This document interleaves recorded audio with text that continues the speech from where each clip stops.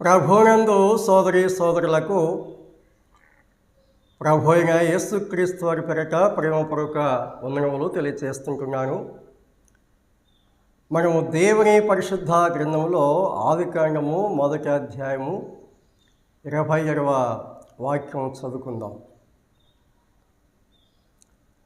దేవుడు తన స్వరూపమందు నరుని సృజించెను, దేవుని స్వరూపమందు వారిని సృజించెను, స్త్రీనిగాను పురుషునిగాను వారిని సృజించెను. యెహెజ్కేలు గ్రంథము 1వ అధ్యాయము 27వ వాక్యం చదువుతున్నాను.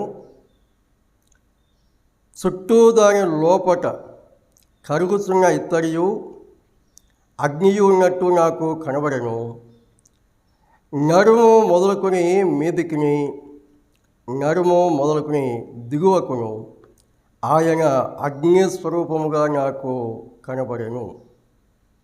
చుట్టూను తేజోమయముగా ఉండెను. ఆయన అగ్ని స్వరూపముగా నాకు కనబడెను. ప్రకటన 2వ అధ్యాయం 18వ వచనం చదువుకుందాం. తుయతైరలో ఉన్న సంఘపు దూతకు ఇలాగు వ్రాయము: అగ్నిజ్వాల వంటి కన్నులను, అపరంజిని పోలిన పాదములను గల దేవుని కుమారుడు చెప్పు సంగతులు ఏవనగా, అగ్నిజ్వాల వంటి కన్నులు. ఇర్మియా గ్రంథము 23వ అధ్యాయము 29వ వచనం: నా మాట అగ్ని వంటిది కాదా, బండను బద్దలు చేయు సుత్తె వంటిది కాదా? నా మాట అగ్ని వంటిది కాదా? హెబ్రీ పత్రిక 12వ అధ్యాయం 29వ వచనం చివరి భాగం చదువుతున్నాను. ఏలైనగా మన దేవుడు దహించు అగ్ని అయి ఉన్నాడు. దేవుడు దహించు అగ్ని అయి ఉన్నాడు. దేవుడు తన వాక్యమును మన వినికిడిలో దీవించి పంచుకునుగాక. ప్రభునందు సోదరి సోదరులారా, దేవుని పరిశుద్ధ గ్రంథములో కొన్ని వాక్య భాగాలు మనం చదువుకున్నాం. ఆ వాక్య భాగాల్లో ప్రథమంగా దేవుడు తన స్వరూపమందు నరుని సృజించారు అని చదువుకున్నాం. ఆ తర్వాత దేవుని యొక్క స్వరూపాల్లో ఒక స్వరూపం గురించి మనం చదువుకున్నాం. దేవుడు అగ్ని స్వరూపం గలవాడు అని చెప్పాడు. అంటే మనము చూస్తున్నటువంటి అగ్ని అని కాదు, అగ్ని యొక్క లక్షణాలు ఏమిటో అటువంటి లక్షణాలు గలవాడు దేవుడు అనే సంగతి మనము గ్రహించవలసిన వారుగా ఉంటున్నాం. దేవుడు అగ్ని స్వభావం కలవాడు. దేవుని యొక్క గ్రంథంలో మనం చదువుకున్నాం కదా, ఆయన నేత్రములు అగ్నిజ్వాల వంటివి అని చెప్పాడు. దేవుడు అగ్ని స్వరూపం అని చెప్పాడు. దేవుడి యొక్క నేత్రములు అగ్నిజ్వాల వంటివి అని చెప్పాడు. అనగా అర్థం ఏమిటంటే, ఆయన దృష్టికి మరుగైనది మర్మమైనది ఏదీ లేదు. ఆయన సమస్తమును తేటగా చూడగలవాడు, గ్రహింపగలవాడు అనే భావం ఆ మాటల్లో మనకు కనిపిస్తుంది. అగ్నిజ్వాల వంటి నేత్రములు గలవాడు. ఆ సంగతి దీని యొక్క వాక్యంలో మనము గమనిస్తున్నాం. ఇర్మియా గ్రంథము 23వ అధ్యాయము 29లో నా మాట అగ్ని వంటిది కాదా అని చెప్పాడు. నా మాట అగ్ని వంటిది. దేవుడు దహించు అగ్ని అని చెప్పాడు. ఆయన నేత్రములు అగ్నిజ్వాల నేత్రములు అని చెప్పాడు. ఆయన మాట అగ్ని వంటిది అని చెప్పాడు. ఈ సంగతులు మన హృదయాల్లో ఉంచుకొని అగ్ని ద్వారా దేవుడు ఏ పాఠాలు మనకు నేర్పిస్తున్నారో ఆ పాఠాలు మనము జాగ్రత్తగా ఆలకించి నేర్చుకుందాం. అగ్నికి కల్మషము అంటారు. అగ్నికి కల్మషం అంటారు. సాధారణంగా ఒక సూక్తి చెప్తుంటారు, అగ్నికి చెదలబట్టదు అని. అగ్నికి చెదలపట్టదు. నిప్పు లాంటి వారు అంటే అర్థం ఏంటంటే ఎటువంటి దోషము లేనివారు, కల్మషం లేనివారు. దేవుడు కల్మషము లేనివారు, దోషము లేనివారు, అపవిత్రత లేనివారు, పాపము లేనివారు.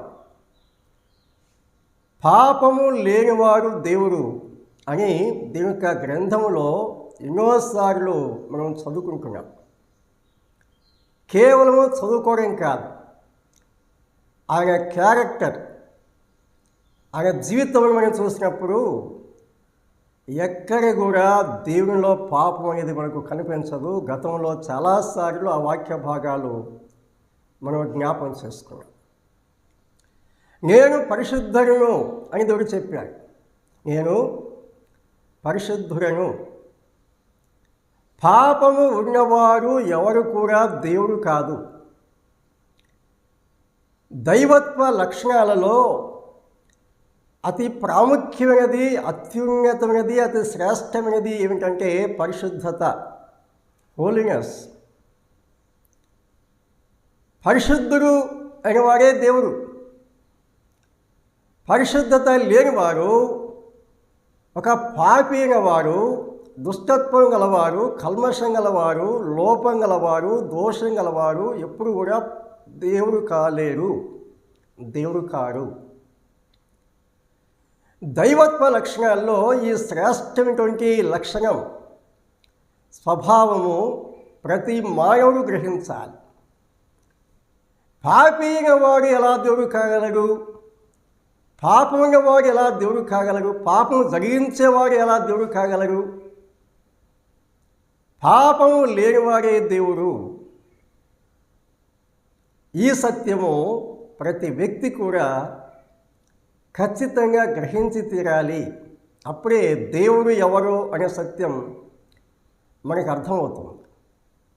కాబట్టి నిప్పు ద్వారా దేవుడు నేర్పించే మొదటి పాఠం ఏమిటంటే, నిప్పుకు కల్మషం అంటదు, చెదలు అంటదు, దేవునికి పాపము అంటదు. పాపము లేనివాడు దేవుడు అనే సత్యము ఇక్కడ దేవుడు మనకు నేర్పిస్తున్నాడు. రెండవదిగా మనం చూసినప్పుడు అగ్నికి పక్షపాతం ఉండదు. చిన్న పెద్ద, ఆడ మగ, గొప్పవారు తక్కువవారు, పలానా జాతి వారు, పలానా ప్రాంతం వారు అనే పక్షపాతం ఉండనే ఉండదు. అగ్నికి అందరూ సమమే. దేవునికి సమస్త మానవులు సమానమే. దేవునికి సమస్త మానవులు సమానమే. అపోస్తుల కార్యములు 10వ అధ్యాయము 34లో పేతురు సాక్ష్యం ఇస్తున్నాడు. దేవుడు పక్షపాతి కాడు. చాలా వాక్యాలు ఉన్నాయి. దేవుడు పక్షపాతము లేనివాడు. పక్షపాతం ఉన్నవాడు దేవుడు కాదు. ఆయన నీతివంతుల మీద, అనీతివంతుల మీద వర్షం కురిపిస్తున్నారు, వెలుగు ప్రసరింపజేస్తున్నారు, ప్రాణవాయువు దయచేస్తున్నారు, అందరికీ ఆహారం, నీరు, గాలి దయచేస్తున్నారు. ఆయన పక్షపాతం లేకుండా ఈ లోక సంబంధంగా ప్రతి మానవునికి సమస్తము సమానంగా, ధారాళంగా దయచేసేవారు. మానవుల యొక్క జీవిత శైలిని బట్టి కొందరు పేదలుగా ఉంటారు, కొందరు ధనికులుగా ఉంటారు, అది వేరే విషయం. కానీ దయచేసే దేవుడు ఈ జీవన విషయాల్లో ప్రతి వారికి సమంగానే దయచేస్తాడు. ప్రాణవాయువు ఒకరికి ఎక్కువ, ఒకరికి తక్కువ ఇవ్వలేదు. వెలుగును కొందరికి ఎక్కువ, కొందరికి తక్కువ ఇవ్వలేదు. ఆయన అందరికీ సమానంగా దయచేసేవారు అనే సంగతి మనం సామాన్యంగా గమనించవచ్చు. కాబట్టి దేవునిలో పక్షపాతం లేదు అని దీని యొక్క వాక్యం తెలియచేస్తుంది. లోకంలో సంగతులు ఆలోచన చేసినప్పుడు ఈ విషయం మనకు స్పష్టంగా అర్థమవుతుంది. మూడవదిగా దేవుడు అందరికీ అందుబాటులో ఉంటాడు. దేవుడు అందరికీ అందుబాటులో ఉంటాడు. దేవుని యొక్క గ్రంథంలో ఆ సంగతులు మనం చదువుకుంటున్నాం. అపోస్తుల కార్యములో 17వ అధ్యాయము 26, 27 వచనాల్లో పౌలు తెలియచేస్తున్నాడు, ఆయన ఎవరికి దూరముగా ఉండేవాడు కాదు. ఆయన ఎవరికి కూడా దూరంగా ఉండేవాడు కాదు, లేక కొంతమందికి అనుకూలంగా ఉండి కొంతమందికి ప్రతికూలంగా ఉండేవాడు కాదు. పసిబాలుడు ప్రార్థన చేసినా వింటారు, చాలా గొప్ప వ్యక్తి ప్రార్థన చేసినా వింటారు. అందరికీ ఆయన సమీపంగా ఉన్నారు. 75వ కీర్తన మొదటి వాక్యంలో చెప్పారు, నీవు సమీపముగా ఉన్నందుకు నేను నీకు కృతజ్ఞతలు చెల్లిస్తున్నాను అని భక్తుడు గానం చేశారు. సమీపంగా ఉండే దేవుడు, అందరికీ అందుబాటులో ఉండే దేవుడు, ఎవరు పిలిచినా పలికే దేవుడు, ఆయన సమీపంగా ఉన్నారు అని దేవుని యొక్క గ్రంథంలో దేవుడు తెలియపరుస్తుంటున్నాడు. 4వదిగా అగ్ని అందరికీ ఉపయోగపడుతుంది. అగ్నితో నాకు ఎటువంటి అక్కర లేదు అని చెప్పగలిగే మానవుడు ప్రపంచంలో ఎవరు లేరు. అగ్నితో నాకు ఎటువంటి అక్కర లేదు. పసిపిల్లలు మొదలుకొని వృద్ధుల వరకు, ఏ దేశానికి చెందిన వారైనా, ఏ స్థాయికి చెందిన వారైనా అగ్నితో ప్రతి ఒక్కరికి అవసరమే. దేవుడు అందరికీ అవసరమే. దేవుడు అందరికీ అవసరమే. కొంతమంది దైవికమైనటువంటి జ్ఞానం లేకపోవడం వల్ల, ఆధ్యాత్మిక విషయాల్లో ఆలోచన జ్ఞానం లేకపోవడం వల్ల కేవలము భౌతిక సంబంధమైన తాత్కాలిక సంబంధమైన వాటి మీద మాత్రమే మనసు కలిగి దేవుడు లేడు అని చెప్పేవాళ్ళు ఉండవచ్చు, ఉన్నారు. కానీ వారికి కూడా దేవుడి మేలు చేస్తున్నాడు. వారికి జన్మనిచ్చిన వారు, పెంచేవారు, పోషించేవారు, ఆయుష్ను ఆరోగ్యం ఇచ్చేవారు, మన గతంలో చెప్పినట్లుగా ప్రాణవాయువు ఇచ్చేవాడు, వర్షం ఇచ్చేవాడు, వెలిగిచ్చేవాడు, సమస్తంలో ధారాళంగా దయచేసేవాడు దేవుడు. కాబట్టి నీవు దేవుడు లేడు అని చెప్పినా కూడా ఆయన నీకు సహాయం చేస్తూనే ఉంటాడు. అది దేవుని యొక్క ప్రేమ. నువ్వు లేడు అనేంత మాత్రం చేత ఆయన లేకుండా పోడు. నీవు ఉన్నాడంటే ఆయనకు కలిగే గొప్పతనం ఏవి కూడా లేదు. ఆయన ఉండువాడు, ఆయన ఉంటాడు. అంతేకాని నీవు లేడు అని చెప్తే ఆయన లేకుండా పోయేవాడు కాదు. నీవు ఎవరివి, ఏ పాటి వాడివి దేవుడు లేడు అని చెప్పటానికి నీ జ్ఞానం సరిపోదు, మానవ జ్ఞానం సరిపోదు. వాదాలు ఇన్ని ఉన్నా ప్రతి మానవుడు దేవుని చెంతకు రావాలి, దేవుని యొక్క వాక్యం నమ్మాలి, దేవుడే సత్యమనే సాక్ష్యం ఇవ్వాలి, ఇస్తారు. తాత్కాలికంగా దేవుడు లేడని చెప్పినా చివరికి సత్యమును నమ్మవలసి వస్తుంది, నమ్మక తప్పదు. 5వదిగా మనం చూసినప్పుడు అగ్ని దోషమును తొలగిస్తుంది, దోషమును, పాపమును తొలగిస్తుంది. యెషయా గ్రంథము 6వ అధ్యాయం 6లో మనం చూసినప్పుడు ఒక దేవుని దూత బలిపీఠం మీద ఉన్నటువంటి ఆ నిప్పుని తీసుకొని వచ్చారు, యెషయా పెదవులకు తగిలించారు. ఈ నిప్పు నీ పెదవులకు తగిలింది కాబట్టి నీ పాపానికి ప్రాయశ్చిత్తమైంది, నీ దోషం తొలగిపోయిందని చెప్పాడు. పాపమును, దోషమును పరిహరించేది నిప్పు అనగా దేవుడు. పాపమును పరిహారం చేసేవాడు దేవుడు ఏం చేస్తాడు? దోషము తొలగిస్తాడు, దోషము తొలగిస్తాడు. దేవుని యందు విశ్వాసం ఉంచిన వారిలో ఉన్నటువంటి లోపాలు కూడా ఆయన తొలగిస్తాడు, పవిత్రపరుస్తాడు అని దేవుని యొక్క గ్రంథము తెలియపరుస్తుంటుంది. పేతురు మొదటి పత్రిక మొదటి అధ్యాయము 7వ వచనంలో ఈ విధంగా మనం చదువుకుంటున్నాము. నశించిపోవు సువర్ణము అగ్ని పరీక్ష వలన శుద్ధపరచబడుతున్నది కదా, దానికంటే అమూల్యమైన మీ విశ్వాసం ఈ అగ్ని పరీక్ష వలన శుద్ధపరచబడుతున్నదని చెప్పాడు. విశ్వాసం యొక్క విలువ పెంచేదేమిటి? విశ్వాసిని పరిపూర్ణతలోనికి తీసుకొచ్చేది ఏమిటంటే అగ్ని లేక అగ్ని వంటి శ్రమలోని చెప్పాడు. అగ్ని ఏం చేస్తుంది? విశ్వాసుల జీవితాలను శుద్ధిపరుస్తుంది, పవిత్రపరుస్తుంది. ఈ అగ్ని విశ్వాస యొక్క జీవితాన్ని ఒక ఉన్నతమైన స్థాయికి నడిపిస్తుంది అని చెప్పి దేవుని యొక్క గ్రంథంలో మనం చదువుకుంటున్నాం. 6వదిగా మనం చూసినప్పుడు నిర్గమాకాండము 13వ అధ్యాయము 21-22 వచనాల్లో ఆ ఇశ్రాయేలీయులు చేస్తున్న ప్రయాణంలో వారికి వెలుగునిచ్చినట్లుగా మనం చూస్తాం.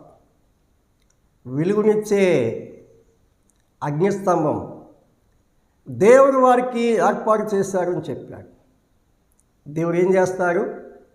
వెలుగునిస్తాడు, మార్గం చూపిస్తాడు, సరైన మార్గంలో నడిపిస్తాడు. కాబట్టి అగ్ని మార్గం చూపిస్తుంది అని ఆ వాక్య భాగాల్లో మనం చూస్తున్నాం. 7వదిగా మనం చూసినప్పుడు అగ్ని చేసే మరొక కార్యం చల్లారిపోయిన జీవితాలను, నిరాశలో నిస్పృహలో కృంగిపోయిన హృదయాలను వెలిగిస్తుంది లేక మండిస్తుంది అని చెప్పి లూకాసు వార్త 24వ అధ్యాయము 34లో మనం చూస్తాం. యెరూషలేము నుండి 2 బాటసారులు ఎమాయు అనే గ్రామానికి వెళ్తున్నారు. వారిలో తీవ్రమైన నిరాశ అలుముకొని ఉన్నది. నిస్పృహతో నింపబడి ఉన్నారు. నిరీక్షణ లేనివారుగా వారు ఉంటున్నారు. అటువంటి పరిస్థితుల్లో ప్రభువైన యేసుక్రీస్తు వారు వారిని దర్శించారు, వారితో సంభాషించారు. ఆ తర్వాత వారు మాట్లాడుకుంటున్నారు. మార్గంలో ఆయన మనతో మాట్లాడుతున్నప్పుడు, ఆయన మనకు బోధిస్తున్నప్పుడు మన హృదయములలో మండుచుండలేదా అని వారు చర్చించుకుంటున్నారు. దేవుడు ఏం చేస్తాడు? దేవుని యొక్క వాక్యం ఏం చేస్తుంది? చల్లారిపోయిన జీవితాలను, నిరాశలో కూరుకుపోయిన జీవితాలను, నిస్పృహతో నింపబడిన జీవితాలను, నిరీక్షణ లేని జీవితాలను ఆయన ఏం చేస్తాడంటే ఆయన మండిస్తాడు, ఆయన వెలిగిస్తాడు, ఆయన రగిలిస్తాడు. ఆయన వాక్యంలో శక్తి ఉన్నదని దేవుని యొక్క గ్రంథంలో అనుభవించిన వారు తెలియజేస్తున్నారు. భక్తుడు అన్నాడు, నేను ధ్యానించుచుండగా నాలో మంట పుట్టేను అన్నాడు. చల్లారిపోయిన జీవితంలో ఏం కలిగింది? ఆ వేడి రగిలింది, మంట రగిలింది, జ్వాల రగిలింది. అవును, ఆయన రగిలిస్తాడు. చల్లారిపోయి ఉన్నావా? నిరాశలో ఉన్నావా? నిస్పృహతో నింపబడి ఉన్నావా? నిరీక్షణ లేక జీవిస్తున్నావా? ఆయన నిన్ను రేపుతాడు, నిన్ను జ్వలింపజేస్తాడు, ప్రజ్వలింపజేస్తాడు. ఆయన జీవితాలను వెలిగించేవాడు, ప్రకాశింపచేసేవాడు, ప్రజ్వలింపచేసేవాడు. దేవుని యొక్క గ్రంథంలో ఈ సత్యాలు మనం చూస్తాం. 8వదిగా మనం చూసినప్పుడు తెస్సలోనిక 2వ పత్రిక 1వ అధ్యాయము 6-8 వచనాల్లో ప్రభువుని గురించి ఈ రీతిగా మనం చదువుకుంటున్నాం. ప్రభు అయిన యేసు తన ప్రభావమును కనపరచు దూతలతో కూడా పరలోకము నుండి అగ్నిజ్వాలలలో ప్రత్యక్షమై దేవుని ఎరుగని వారికి, మన ప్రభు అయిన యేసు సువార్తకు లోబడిన వారికి ప్రతిదండన చేయనప్పుడు ఆయన ఏం చేస్తారు? దేవుని ఎరుగని వారికి మన ప్రభు అయిన యేసు సువార్తకు లోబడని వారికి ప్రతిదండన చేయనప్పుడు అని చెప్పాడు. అగ్ని ఏం చేస్తుంది? దహిస్తుంది. దేవుడు దహించు అగ్ని అయి ఉన్నారు అని హెబ్రీ పత్రిక 12:29 మనం చదువుకున్నాం కదా.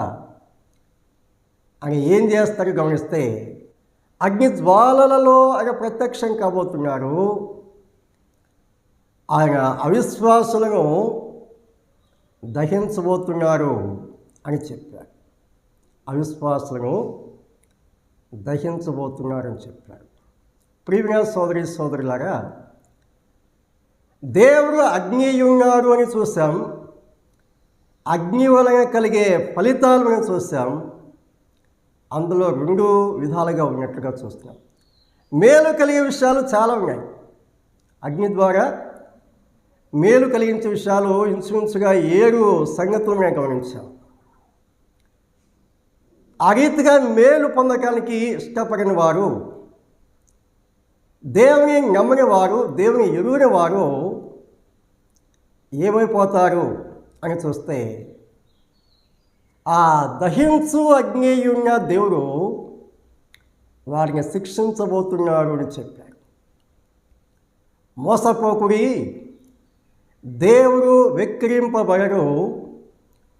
మనుషుడు ఏం విత్తునో ఆ పంటనే కోయును అని చెప్పాడు. నిప్పుతో తలగొక్కుంటే ఏమవుతుంది? నిప్పుతో చెలగాట మారితే ఏమవుతుంది? పెద్దలు చెప్తుంటారు కదా, నిప్పుతో చెలగాట మారకు, నిప్పుతో చెలగాట మారకు. చాలామంది ఏం చేస్తున్నారు? దహించు అగ్నేయున్న దేవునితో చెలగాట మారుతున్నారు. అలాంటి వారు ఖచ్చితంగా గ్రహించవలసింది ఏమిటంటే, దేవుడు వెక్కిరింపబడడు. మోసపోకుడి, దేవుడు వెక్కిరింపబడడు. మనుషుడు ఏమి విత్తునో ఆ పంటనే కోయును అని చెప్పాడు. గలతీ పత్రిక 6:7 ఆ సంగతి చెప్పాడు. దేవుని యొక్క దీర్ఘశాంతిని బట్టి ప్రసంగిలో చెప్పినట్లుగా దేవుని యొక్క తీర్పు మానవుల మీదకి వెనువెంటనే రాలేదు. కాబట్టి మనుషులు ఏం చేస్తున్నారు? భయం విడిచి పాపం చేస్తున్నారని చెప్పాడు. పాపములకు కలుగు శిక్ష శీఘ్రముగా కలుగకపోవటం చూసి మనుషులు భయం విడిచి పాపం చేస్తున్నారు అని చెప్పాడు. ఎందుకు ఇంత విచ్చలవిడిగా విపరీతంగా పాపం చేస్తారంటే, పాపానికి కలిగే శిక్ష వెంటనే దేవుడు వారి మీదకి రప్పించలేదు కాబట్టి. దేవుని యొక్క దీర్ఘశాంతం వారి దృష్టిలో ఎలాగుందంటే చేతగాని తరంగా వహిస్తున్నారు. అందుకే దీని వాక్యం చెప్తుంది, దేవుడు వెక్కిరింపబడరు. ఎలాగా అమ్మలాగా ఆలోచించండి. దేవుణ్ణి వెక్కిరించడం సాధ్యం కాదు. నువ్వు వెక్కిరిస్తున్నావేమో, హేళన చేస్తున్నావేమో, విమర్శిస్తున్నావేమో, వెంటనే దేవుని తీర్పు నీ మీద రాదు. కానీ ఒక రోజు వస్తుంది.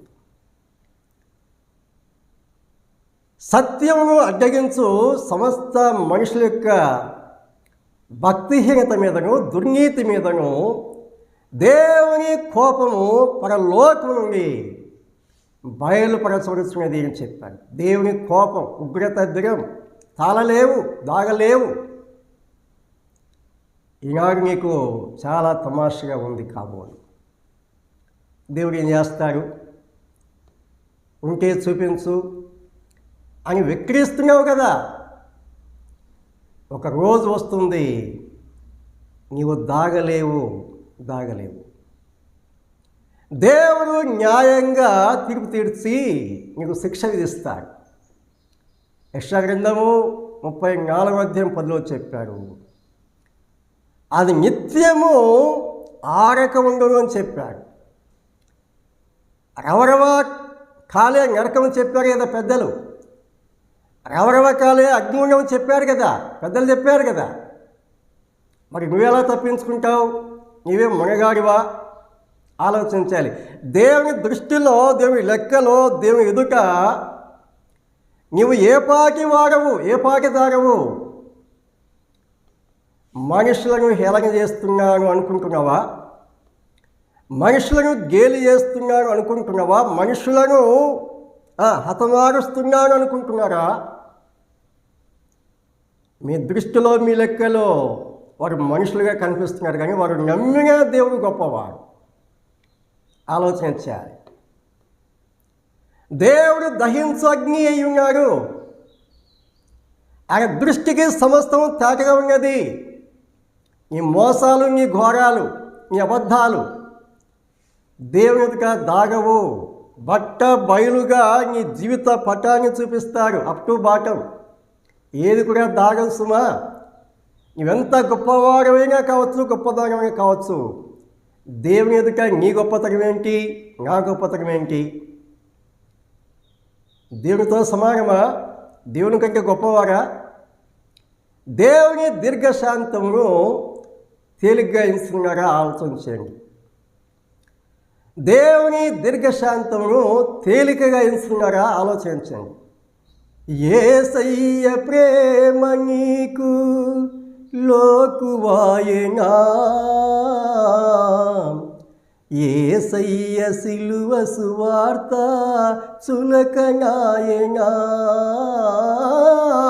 యేసయ్య ప్రేమ నీకు లోకువాయనా, యేసయ్య సిలువ సువార్త చులకనాయనా. సందేహమేలా, సంశయమదేలా, ప్రభుయేసు గాయములను పరికించి చూడు, గాయాలలోని వేలు తాకించి చూడు, ప్రభుయేసు గాయములను పరికించి చూడు, గాయాలలోని వేలు తాకించి చూడు. సందేహమేలా, సంశయమదేలా.